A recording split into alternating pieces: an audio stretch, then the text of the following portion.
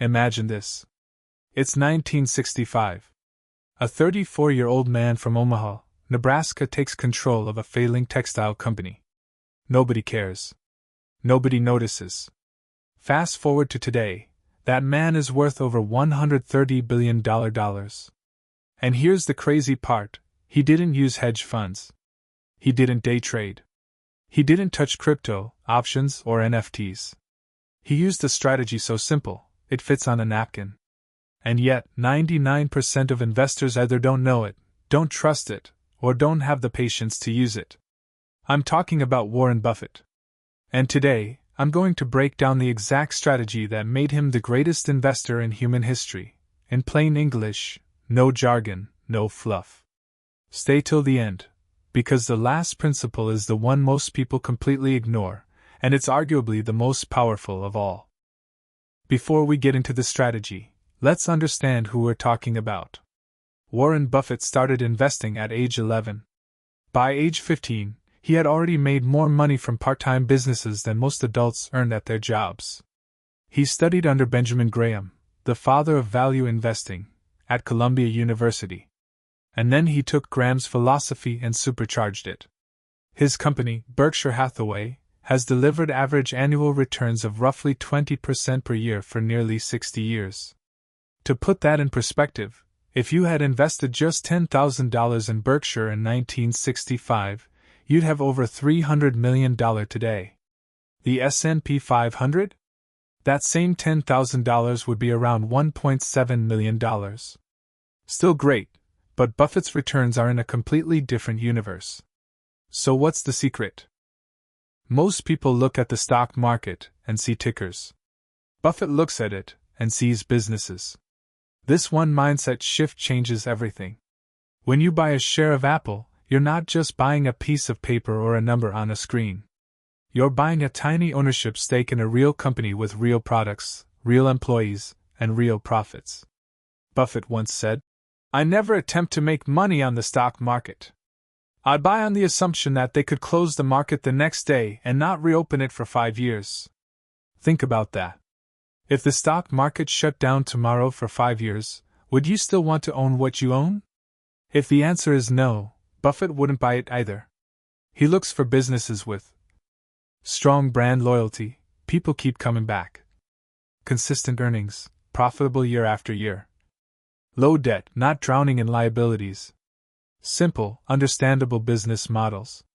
Coca-Cola, American Express, Apple. These aren't exciting, revolutionary companies. They're dominant, durable businesses. And that's exactly what Buffett wants. This is one of Buffett's most famous concepts, the economic moat. A moat, like around a castle, protects the business from competitors. He asks one simple question. What stops a competitor from taking this company's customers? For Coca-Cola, it's brand. Nobody's going to outbrand Coke in your lifetime. For See's Candies, it's tradition. People give See's because that's what you do in California. For Apple, it's the ecosystem. Once you're in the iPhone world, switching to Android is painful. These moats mean the company can raise prices without losing customers. And that's the key to long-term profit growth. If a business has no moat, if a competitor can copy it in 2 years, Buffett passes. No matter how exciting it sounds. The lesson? Don't invest in what's hot. Invest in what's protected. Here's where Buffett's strategy gets really powerful. Even if you find a perfect business, you can still overpay for it. And overpaying is the number one mistake investors make. Buffett inherited this idea from his mentor Benjamin Graham, the margin of safety. The concept is simple. Every business has an intrinsic value, what it's actually worth based on its future earnings. And the stock market sometimes prices a company below that real value. When that happens, you buy. When the market overprices it, you wait. Buffett said it best. Price is what you pay. Value is what you get. Think of it like buying a house. If a house is worth $500,000 but you can buy it for $300,000, that's your margin of safety. Even if the market dips, you've got a cushion. This is why Buffett loves market crashes. When stocks fall 30 to 40%, it's not panic to him, it's a sale. In 2008, while the world was terrified, Buffett deployed billions into Goldman Sachs, GE, and other companies, at deep discounts. When the market recovered, he made a fortune. The average investor sells in a crash. Buffett shops. Now here's the principle that sounds the simplest, but is psychologically the hardest. Do nothing. Buffett's favorite holding period is, in his words, forever. He doesn't trade in and out of stocks. He doesn't rebalance every quarter. He doesn't react to headlines, interest rate news, or election results. He finds a great business at a fair price, and he holds it. Why? Because time is the investor's greatest ally. Every time you sell a stock, you trigger taxes. Every time you trade, you pay fees. Every time you react to news, you introduce emotional decision-making. Buffett once joked that the stock market is a device for transferring money from the impatient to the patient. And the data backs this up. Studies show that the average investor earns far less than the funds they invest in, because they buy high, sell low, and trade too often. If you had simply bought an S&P 500 index fund in 2000 and never touched it, you'd have turned $10,000 into over $45,000 today.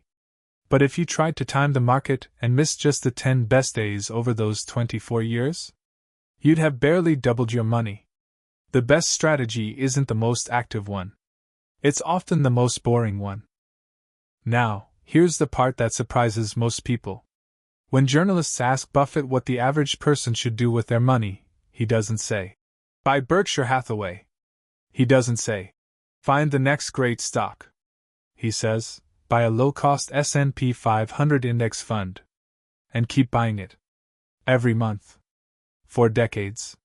He's said it so many times it almost sounds boring. But this is the strategy. In fact, Buffett has instructed the trustee of his estate to put 90% of the money left for his wife into a low-cost S&P 500 index fund. Not individual stocks. Not hedge funds. An index fund. Because he knows that most people, including professionals, can't consistently beat the market. So instead of trying to beat it, own it.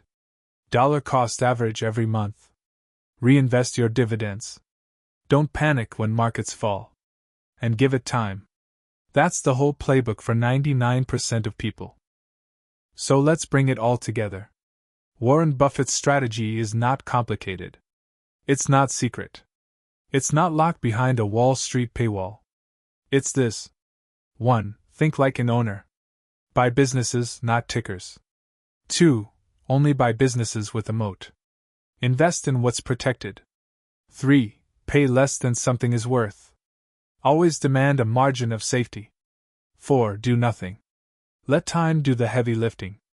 And 5. If in doubt, just buy the index. Keep it simple. The reason most investors fail isn't a lack of intelligence. It's impatience. It's emotion. It's the obsession with doing something when the right move is often to sit still. Buffett has been saying this for 60 years. And for 60 years, people have kept ignoring it, looking for the next hot stock, the next crypto play, the next shortcut. There is no shortcut. But there is a simple path. And now you know it. If this video helped you, hit that like button. It helps this channel reach more people who need to hear this. Subscribe if you want more breakdowns like this. And drop a comment. What's the investing mistake you've made that Buffett would shake his head at? I'll reply to as many as I can. See you in the next one.